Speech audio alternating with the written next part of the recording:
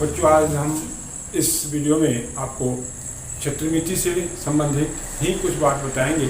इसके पहले वाले वीडियो में भी हम आपको क्षेत्रमिति से संबंधित दिए थे, उसमें लेकिन उसमें था बेलन, शंकु, गोला इसके बारे में था, और छिन्नक के बारे में शायद नहीं था, पता नहीं है। फिर उसके बारे में एक अलग से हम आपको वीडियो देंगे, फ्रस्टम जिसको बोलते हैं।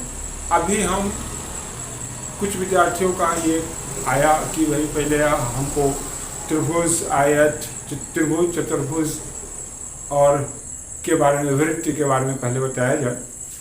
तो फिर हम आज सबसे पहले हम क्षेत्रमिति में उसी को स्टार्ट करने जा रहे हैं, उसके बारे में कॉन्सेप्ट दे रहे हैं। जब आप कॉन्सेप्ट समझ जाएंगे, उसके बारे में बढ़िया से समझ जाएंगे, तो उस पर कोई भी किसी भी प्रकार का प्रश्न जो होगा वो हम आसानी से बना सकते हैं। कोई प्रश्न होता है जो इधर से उधर होता है, लेकिन यहाँ पे सबसे पहले हम त्रिभुज की चर्चा करेंगे। उसमें त्रिभुज जो सबसे पहले समकोण त्रिभुज, वो समकोण त्रिभुज को समझे। ये इसका एक कोण 90 डिग्री होता है, वो आपका समकोण त्रिभुज हो गया। तो इसमें इसके सामने की जो भुजा है, ये भुजा समकोण के सामने की भुजा, उसको हम लोग कर्ण बोलेंगे, हाइपोटेनियस, ये कर्ण हो गया। और फिर ये दोनों लंब और आधार होता है। पाइथागोरस जो थे उन्होंने बताया कि समकोण त्रिभुज में समकोण के सामने की भुजा का वर्ग अन्य दो भुजाओं के वर्गों के योग के बराबर होता है। मतलब इस दोनों भुजाओं के स्क्वायर कर देंगे, उसके योग के बराबर होगा। तो इससे एक सूत्र आपका आया, वो हो गया कर्ण स्क्वायर बराबर लंब स्क्वायर जो आधार स्क्वायर। अब इसी में से तीन चीज से मिलकर बना हुआ है, कोई दो होगा तो हम तीसरा को निकाल सकते हैं। जैसे यहाँ पे आधार स्क्वायर अगर हम लोग निकालना चाह रहे हैं तो ये हो जाएगा कर्ण स्क्वायर माइनस लंब स्क्वायर। फिर एक और बन जाएगा लंब स्क्वायर बराबर कर्ण स्क्वायर माइनस आधार स्क्वायर। ये इसका सूत्र हो गया। ये तीनों भुजाओं से संबंधित है। अब हम इसके मेन चीज़ है, इसकी भी ज़रूरत पड़ जाती है, तो हम अब इसका क्षेत्रफल लिखते हैं, जो बहुत ही पॉपुलर सूत्र है। इसका फॉर्मूला समकोण त्रिभुज, या सीधे उसको त्रिभुज में भी ला सकते हैं।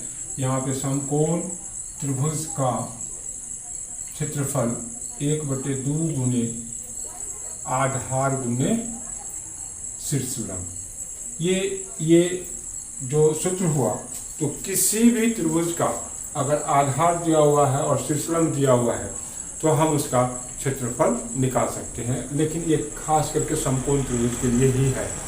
और इसका उपयोग हम बताएं ना कि किसी भी त्रिभुज का आधार और शीर्षलंब दिया हुआ होगा तो हम उसका उपयोग कर सकते हैं। इसके बाद अब हम लोग देखें समबाहु त्रिभुज। ये समबाहु त्रिभुज ABC, ये 5 सेंटीमीटर, 5 सेंटीमीटर और ये भी 5 सेंटीमीटर। तो ये जो समबाहु जिसकी सभी भुजा बराबर होता है, इसका क्षेत्रफल निकालने का सूत्र होता है समबाहु त्रिभुज का क्षेत्रफल √3/4 गुने भुजा स्क्वायर। यहाँ पे क्या हो जाएगा, भुजा स्क्वायर हो जाएगा। अब इसमें इसका अगर शीर्षलंब भी होगा, जरूरत पड़ जाएगा निकालने के लिए, तो वह भी सूत्र है समबाहु त्रिभुज की ऊंचाई या शीर्षलंब, ऊंचाई बराबर हो जाएगा √3/2 गुने 1 भुजा। तो ये हम लोग समबाहु त्रिभुज में आ गए। अब उधर बच रहा है समद्विबाहु त्रिभुज और फिर विषमबाहु त्रिभुज। तो समद्विबाहु त्रिभुज और विषमबाहु, अगर विषमबाहु त्रिभुज का सूत्र निकालने का हीरो का सूत्र होता है, तो उससे अगर समबाहु त्रिभुज उसके बारे में अगर आप जान रहे हैं तो इसका भी आप उपयोग करके, उस सूत्र का भी उपयोग करके समद्विबाहु त्रिभुज का क्षेत्रफल निकाल सकते हैं। लेकिन यहाँ पे हम उसका भी अपना कुछ सूत्र होता है, तो पहले उसके बारे में समझ लें। ये हो गया समद्विबाहु त्रिभुज, ये 5 और इसको हम लोग 7 मान लें, तो ये क्या हो गया आपका समद्विबाहु त्रिभुज हो गया। तो इसको, इस भुजा को हम लोग A मान लें, इस भुजा को A मान लें, और जो अलग माप का है उसको हम लोग b मानना। तो इससे एक सूत्र है, वह है समद्विबाहु त्रिभुज का क्षेत्रफल। ये होता है b/4 √4a² minus b²। b/4 √4a² minus b²। कहने का मतलब ये जो b है, जो अलग प्रकार का भुजा है, जो अलग माप का भुजा है, वो b हो जाएगा, और जो बराबर भुजा है उसको हम लोग a मानेंगे। और इस सूत्र पे a और b के जगह पर रख के आप सरल कीजिएगा, फिर भी उसका क्षेत्रफल उतना ही आएगा। तो ये आसान सूत्र हो गया, ट्रिक से हम लोग निकाल लेंगे, नहीं तो फिर आपको इसमें हीरो का सूत्र लागू करना पड़ेगा। तो जो विषम बाहु के लिए बहुत ही उपयुक्त होता है, तो विषम बाहु का जो सूत्र होता है विषम, जिसकी सभी भुजा अलग अलग माप का हो, तो विषम बाहु त्रिभुज का क्षेत्रफल वो होता है s minus a, s minus b और s माइनस c। ऐसा जहां s बराबर a plus b plus c बटे 2। मीन्स ये क्या हो गया कि उसके तीनों भुजाओं का योग और उसको आधा, मतलब हो गया कि उसके परिमाप का आधा कर देना है। तो परिमाप आधा हो गया, इसका मतलब इसका नाम अब क्या हो गया, s क्या हो गया, अर्ध परिमिति हो गया, s हो गया अर्ध परिमिति। ध्यान के लिए इसी को s को हम लोग लिख सकते हैं अर्ध परिमिति। अर्ध परिमिति ये आ गया। तो सबसे पहले हीरो का सूत्र लागू करने के लिए a b c भुजा तो आपको दिया ही हुआ रहेगा, s निकालना होगा। s कहाँ से आ जाएगा, a plus b plus c/2। तो इसकी सहायता से हम लोग उसको निकाल सकते हैं। तो ये त्रिभुज से संबंधित आपको हम अभी बता दिए, वो समकोण त्रिभुज, समबाहु त्रिभुज, समद्विबाहु त्रिभुज और विषम बाहु त्रिभुज। इतने प्रकार के त्रिभुज से संबंधित हम लोगों को प्रश्न रहेगा, जिसको हम लोग इसी सूत्र की सहायता से हम लोग बनाएंगे। तो सूत्र तो याद करना ही पड़ेगा। इसके बाद हम लोग चले चतुर्भुज।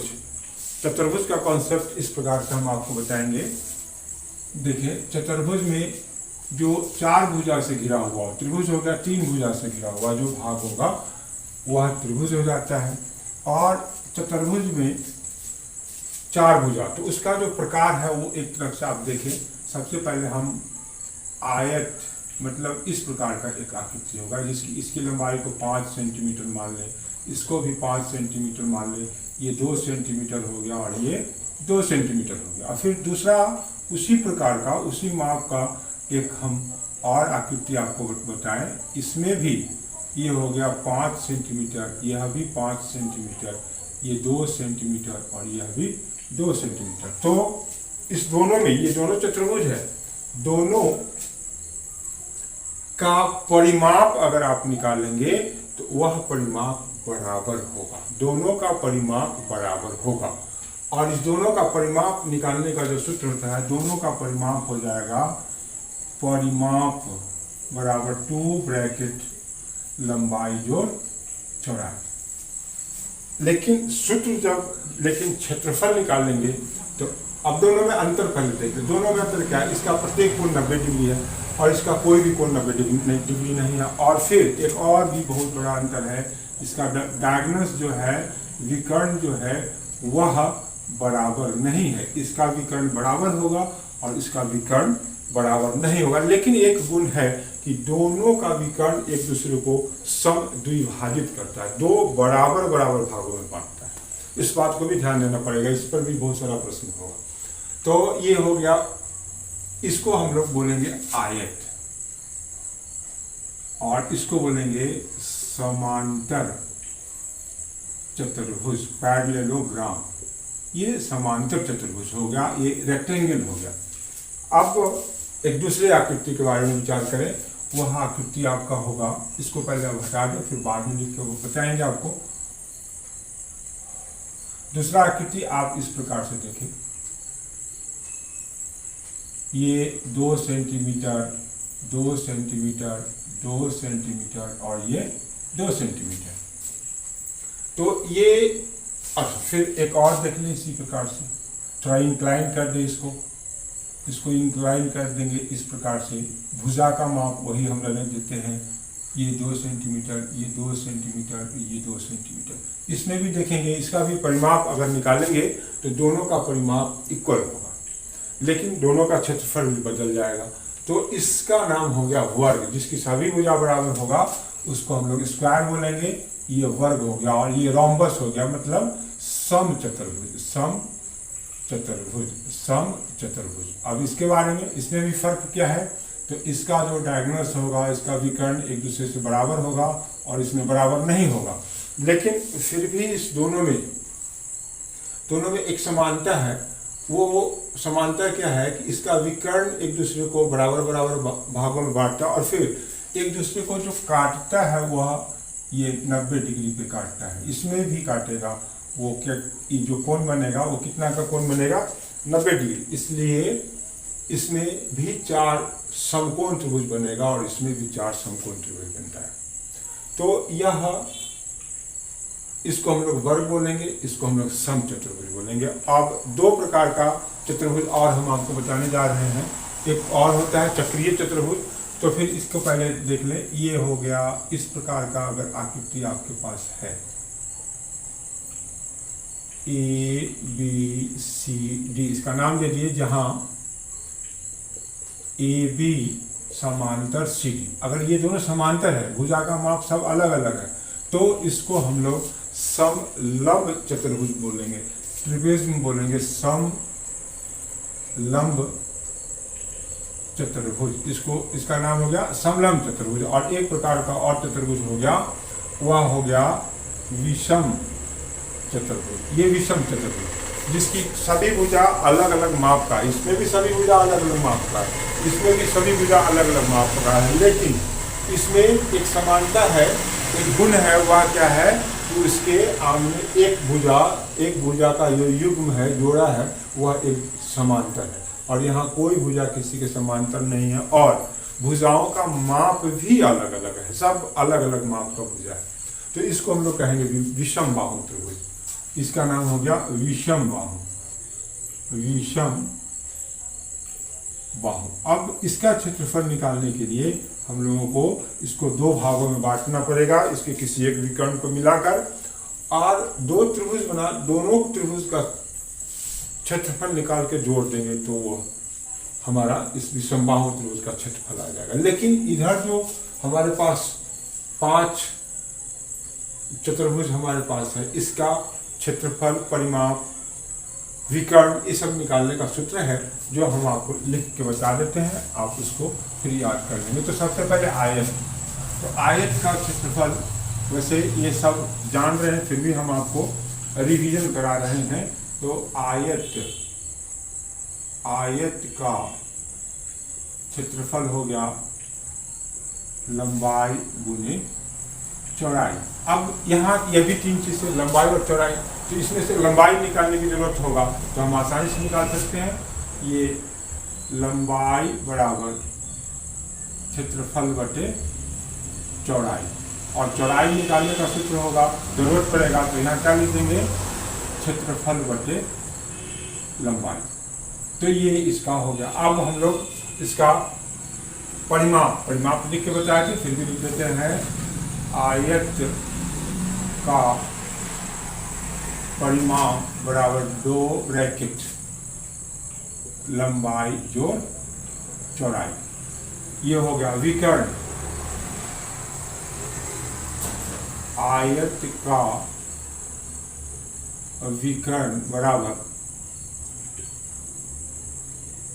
लंबाई स्क्वायर जोड़ चौड़ाई स्क्वायर। ये इतना हम लोगों को आयत से संबंधित जो सूत्र हुआ उसका हम लोग यहाँ पे जानकारी प्राप्त किए। इसको याद रखेंगे, जिससे आपको सवाल बनाने में सुविधा होगी। उसके बाद आ जाए वर्ग। ये देखो, वर्ग का क्षेत्रफल, ये भुजा स्क्वायर, और वर्ग का परिमाप 4 इंटू एक भुजा, और वर्ग का विकर्ण, वर्ग का विकर्ण ये हो जाएगा √2 गुने एक भुजा, √2 गुने एक भुजा। ये इसका हो गया। अब इसमें भी जरूरत पड़ता है, तीनों में साइड चाहिए, तीनों के लिए भुजा हमको अनिवार्य है। तो कभी कभी भुजा नहीं दिया हुआ रहेगा, परिमाप अगर दिया हुआ है और कह रहा है कि उस वर्ग का क्षेत्रफल ज्ञात करें, तो भुजा निकालने का सूत्र, फिर क्षेत्रफल दिया हुआ है तो जब कहेगा क्षेत्रफल दिया हुआ है, कहेगा कि उसका विकर्ण निकाले या परिमाप निकाले, तो आपको भुजा निकालना पड़ेगा, क्षेत्रफल से भुजा निकालना पड़ेगा। तो उसके लिए हम सूत्र लिख देते हैं वैसे, तो यहाँ लिखेंगे वर्ग की एक भुजा, वर्ग की एक भुजा, एक भुजा बराबर क्षेत्रफल का √2। फिर ये देखो दूसरा हो गया वर्ग की एक भुजा बराबर परिमाप बटे 4, और फिर वर्ग की एक भुजा, एक वर्ग की एक भुजा बराबर विकर्ण बटे √2। तो जिसकी भी जरूरत पड़ेगी हम लोग एक भुजा पहले एक साइड से उसका निकालना ही पड़ेगा, तभी इस तीनों में से, इसलिए ये तीनों में से हम लोग उपाय कर सकते हैं, उसका क्षेत्रफल भी निकाल सकते हैं, परिमाप भी निकाल सकते हैं और विकर्ण भी निकाल सकते हैं। इसके बाद अब हम लोग चले, चतुर्भुज हो गया, इसके बाद समलंब चतुर्भुज, समलंब चतुर्भुज, समलंब चतुर्भुज, समलंब चतुर्भुज का क्षेत्रफल ये होगा 1/2 समांतर भुजाओं का योग गुने ऊंचाई। ये ऊंचाई हमको चाहिए। अब इतना बड़ा लिखने से उसको सिंबॉलिक रूप में लिख दें a+b × h, जहाँ a+b क्या होगा, उसका पैरेलल साइड जो है वह उसका हमारे पास समांतर भुजा का योग हो जाएगा और h उसका ऊंचाई हो जाएगा। तो इस प्रकार से हम लोग समलंब चतुर्भुज का क्षेत्रफल निकालेंगे। इसके बाद अब कौन सा चतुर्भुज बच रहा है आपको, आयत पर समलंब हो गया, इसका सम चतुर्भुज। तो ये सम चतुर्भुज का क्षेत्रफल, तो सम चतुर्भुज का क्षेत्रफल, और वो इसके सम चतुर्भुज से पहले आप समांतर चतुर्भुज को देख लें। समांतर चतुर्भुज का क्षेत्रफल, समांतर चतुर्भुज का क्षेत्रफल वो होता है आधार गुने शीर्षलंब, आधार गुने शीर्षलंब। बेस तो उसका चाहिए और पर उसका जो शीर्षलंब जो होता है वह भी किसी एक शीर्ष से उसका हमारे पास लंब मालूम होना चाहिए। ये जो आधार गुने शीर्षलंब है यह भी किसी भी त्रिभुज के लिए लागू हो सकता है। अगर उस त्रिभुज का आधार और शीर्षलंब दिया हुआ है तो त्रिभुज कह रहे हैं, चतुर्भुज के लिए, किसी भी चतुर्भुज के लिए वो आ सकता है। इसके बाद अब हम सम चतुर्भुज की बात करेंगे। सम चतुर्भुज का क्षेत्रफल होता है, ये तो होगा ही, अगर आधार और शीर्षलंब दिया हुआ है ये तो काम करेगा, और विकर्ण अगर दिया हुआ है तो 1/2 × एक विकर्ण गुने दूसरा विकर्ण। अब इसको सिंबॉलिक रूप में लिख सकते हैं 1/2 × d1 × d2।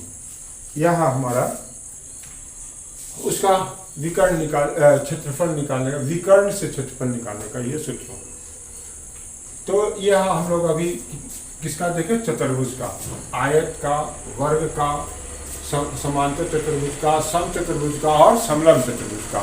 इतना अगर आप कंप्लीट कर लेते हैं, सूत्र याद रखते हैं, तो फिर इसमें कहीं से भी कोई दिक्कत नहीं होने वाली। सूत्र से संबंधित टोटल जानकारी आपको हम दे दिए, और सूत्र को कंट्रोल करेंगे, उसके कॉन्सेप्ट को समझेंगे तो आसानी से प्रश्न बनेगा। जो कंपटीशन में प्रश्न पूछा हुआ है उसको फिर हम आपको बना के आपको बताएंगे, देखिएगा। इसके बाद अब हम लोग वृत्त पे चले। तो वृत्त के बारे में तो उसको पहले समझ लें। वृत्त जो होता है ये वृत्त हमारा हो गया। तो ये जो वृत्त हुआ इसका ये केंद्र हो गया। अब केंद्र से अगर परिधि को हम इसको परिधि बोलते हैं, और केंद्र से परिधि को जो मिलाएंगे जो दूरी होती है उसको हम लोग त्रिज्या बोलते हैं। ये त्रिज्या हो गया। और फिर उसी को इस तरफ केंद्र से ही इसको हम मिला दें तो यह उसका क्या हो जाएगा, ये ए और बी हमारा क्या हो जाएगा, व्यास हो जाएगा। उसको हम लोग व्यास बोलेंगे। अब केंद्र से अलग होकर, थोड़ा सा भी अलग होकर हम कोई रेखा खींचते हैं तो वह इस रेखा को हम लोग जीवा बोलेंगे। ये जीवा हो गया।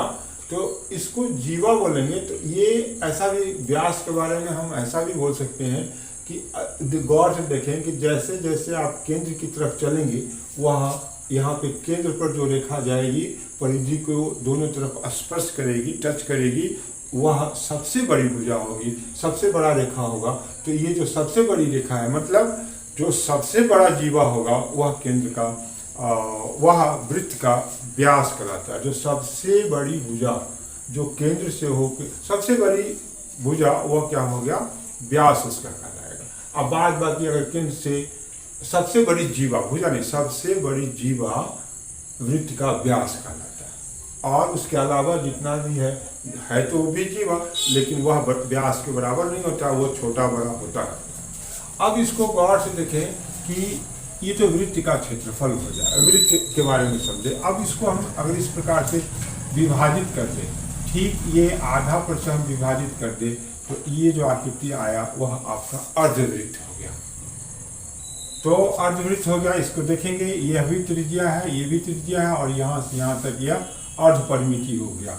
अब इसके बारे में अब फिर एक और कंसेप्ट आपको दे, ये केंद्र हो गया और इस पर से ओ ए बी, अगर इसको हम काट के अगर हम निकालते हैं तो ये जो आपका आया यहाँ से यहाँ तक ओ ए बी, यह वृत्त का ही एक खंड हुआ।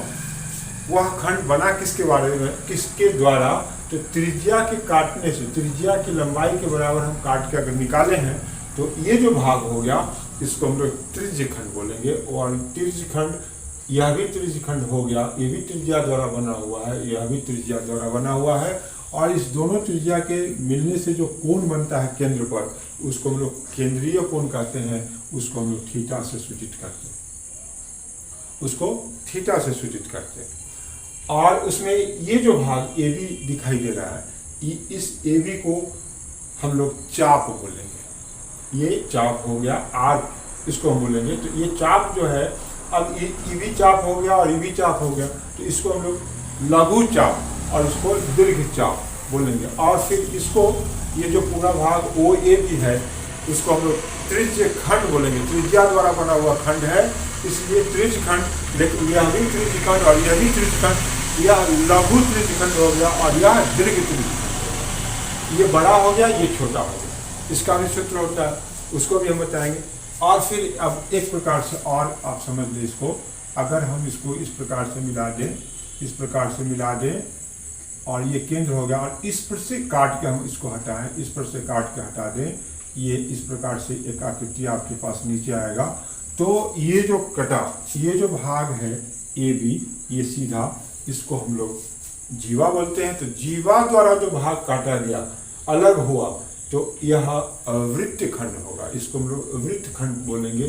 तो वैसे ही ये लघु वृत्त खंड होगा और यह दीर्घ वृत्त खंड होगा। ये छोटा हो गया, ये बड़ा हो गया। तो इतना उसको कॉन्सेप्ट। और फिर एक और आपके पास आएगा कि वृत्ताकार रास्ता या वलय या रिंग कोई इस प्रकार से है। अब आपसे पूछा जाएगा कि इसका क्षेत्रफल ज्ञात करें, इसका क्षेत्रफल ज्ञात करें। तो इसके लिए एक केंद्र मान लें। तो यहाँ से ये जो त्रिज्या हो गया, इसको छोटा त्रिज्या से और इसको हम लोग बड़ा त्रिज्या से सूचित करेंगे, और तब इससे जो हमारे पास इसका क्षेत्रफल निकालने का जो सिस्टम अगर समझ रहे हैं, तो बड़े वृत्त के क्षेत्रफल में से छोटे वृत्त के क्षेत्रफल को घटा देंगे तो ये वृत्ताकार रास्ता जो बच रहा है उसका क्षेत्रफल आ जाएगा। तो इस प्रकार से हम उसको कॉन्सेप्ट दिए। अब हम उसका सूत्र लिखते हैं, उसको आप देखें और फिर दिमाग में बैठा लेंगे। तो वृत्त का क्षेत्रफल होता है वृत्त का क्षेत्रफल बराबर पाई आर स्क्वायर। वृत्त की परिधि ये हो गया 2 पाई आर, और व्यास से भी परिधि निकाल सकते हैं हम लोग। यहाँ पे यह भी हो जाएगा पाई डी, ये त्रिज्या से और ये हो गया व्यास से। तो ये दो सूत्र होगा, जो जरूरत पड़ेगा उसका उपयोग कर सकते हैं। वृत्त की परिधि, इसके बाद अब हम लोग आए त्रिज्य खंड का क्षेत्रफल थीटा बटे 360 गुने पाई आर स्क्वायर, ये त्रिज्य खंड का क्षेत्रफल हो गया। और फिर यहाँ पे लिख दें अब वृत्त खंड का क्षेत्रफल, या वृत्त खंड का क्षेत्रफल ये हो जाएगा वृत्त खंड का क्षेत्रफल में यहाँ पे हम लोग जोड़ देंगे तो आर स्क्वायर, तो फिर यहाँ पे हो जाएगा, ऐसा लिख देते हैं थीटा आर स्क्वायर को पाई कॉमन ले लें, पाई उस तरफ तो पाई नहीं होगा, तो यहाँ लिखेंगे आर स्क्वायर थीटा, ऐसा लिखे पाई आर स्क्वायर थीटा बटे 360 माइनस 1/2 साइन थीटा। और नहीं तो अगर 1/2 को भी कॉमन ले लेंगे तो ये आर स्क्वायर बटे 2, तो फिर यहाँ क्या हो जाएगा पाई थीटा बटे 180 माइनस साइन थीटा। ये इस प्रकार से हम लोग इसका दोनों का उपयोग करेंगे, लेकिन इसमें हमको चाहिए sine theta. Sine theta 30 degree 60 degree जो भी होगा उसका मान आप वहाँ रख देंगे, तो ये वृत्त खंड का क्षेत्रफल आ जाएगा। अब वृत्त का व्यास, ये तो यहीं पे छूट गया है, तो वृत्त का व्यास निकालने की भी जरूरत है। वृत्त का व्यास ये हो जाएगा डी, वृत्त की त्रिज्या निकालें किससे, व्यास से निकालें, तो व्यास लिखो पहले, व्यास वृत्त का व्यास बराबर 2r, यहाँ आ गया। अब जैसे वर्ग की भुजा निकाले हैं हम लोग, जरूरत पड़ा है कि क्षेत्रफल से भुजा कैसे होगा, परिमिति से भुजा कैसे होगा और विकर्ण से भुजा कैसे होगा, वैसे ही क्षेत्रफल से त्रिज्या कैसे निकलेगा, परिधि से त्रिज्या कैसे निकलेगा और व्यास से त्रिज्या कैसे निकलेगा, इसको भी देख लें हम लोग। तो यहाँ होगा वृत्त की त्रिज्या बराबर क्षेत्रफल बटे पाई, रूट अंडर क्षेत्रफल बटे पाई। वृत्त की त्रिज्या, यह भी त्रिज्या ही है, ये किससे आ जाएगा c/2 पाई, मतलब परिधि बटे 2 पाई। और फिर एक और होगा वृत्त की त्रिज्या, यह आ जाएगा व्यास बटे 2। तो यहाँ इसको हम लोग सिंबॉलिक रूप में भी लिख सकते हैं a/पाई, रूट अंडर a/पाई c बटे 2 पाई, और ये हो जाएगा d बटे 2। इस प्रकार से हम त्रिज्या, इसकी ज़रूरत है, इसका ये काफ़ी ज़रूरत हो जाता है। अगर क्षेत्रफल दिया हुआ है और हमको कह रहा है कि परिधि ज्ञात करें, तो त्रिज्या जब तक नहीं निकलेगा तब तक हम परिधि, क्या है कि तीनों ये निकालने के लिए, क्षेत्रफल, परिधि और व्यास निकालने के लिए हमको त्रिज्या की जरूरत पड़ती है, और बाद बाकी त्रिज्य खंड और वृत्त खंड को भी निकालने के लिए चाहिए। अब हमारे पास एक वृत्ताकार रास्ता, मान के चलो ये वृत्त हो गया, उसके बारे में बता दिए हुए हैं, वीडियो में बता रहे हैं, ये त्रिज्या हो गया और ये बड़ी त्रिज्या हो गया, बाहर वाला बाहर का हो गया, केंद्र तो दोनों का समकेंद्रीय है। तो यहाँ पे वृत्ताकार रास्ते का क्षेत्रफल बराबर pi r square minus r square. ये बड़ा त्रिज्या हो गया, ये बाहरी त्रिज्या हो गया और ये भीतरी त्रिज्या हो गया। तो इस प्रकार से हम लोग ये वृत्त से संबंधित समझ सूत्र जितना भी था हम आपको लिख के बता दिए, उसको आप दिमाग में जरूर रख लेंगे, उसको याद कर लेंगे। एक सूत्र हमारे समझ से बच रहा है, वह है चारों दीवारों का क्षेत्रफल। तो ये तो फिर हम घन घन आप जो बताए हैं उसमें भी लिखाए होंगे, लेकिन फिर भी यहाँ भी लिख दें कि कमरे के चारों